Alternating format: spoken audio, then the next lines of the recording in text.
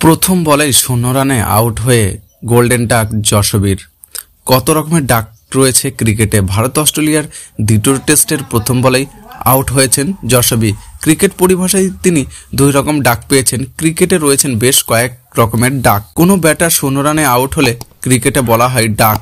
হাঁসের ছবি দিয়ে বোঝানো হয় সংশ্লিষ্ট ব্যাটার কোনো রান না করেই আগেই আউট হয়ে গিয়েছেন। শুক্রবার ভারত অস্ট্রেলিয়ার টেস্টের প্রথম বলেই আউট হয়েছেন যশবী জয়সওয়াল। 0 রানে আউট হলেই ডাক বলা হলেও রয়েছে অনেক রকমের।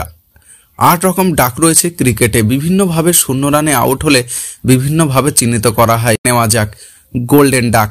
ব্যাটার নিজেই প্রথম বলেই কোনো রান না করে আউট হলে বলা হয় গোল্ডেন ডাক। সিলভার ডাক। ব্যাটার নিজের দ্বিতীয় বলে কোনো রান না করে আউট হলে বলা হয় সিলভার ডাক। ব্রোঞ্জ ডাক। ব্যাটার নিজের তৃতীয় বলে কোনো রান না করে আউট হলে বলা হয় ব্রোঞ্জ ডাক। ডায়মন্ড ডাক।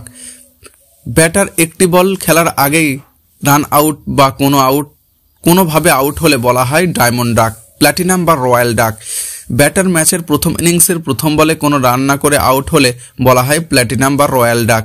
লাফিং ডাক। কোনো ব্যাটার তার দলের শেষ বলে 0 রানে আউট হলে বলা হয় লাফিং ডাক। প্লেয়ার। টেস্ট অথবা প্রথম শ্রেণীর ম্যাচে কোনো ব্যাটার 2 ইনিংসে 0 রানে আউট হলে বলা হয় প্লেয়ার। King pair.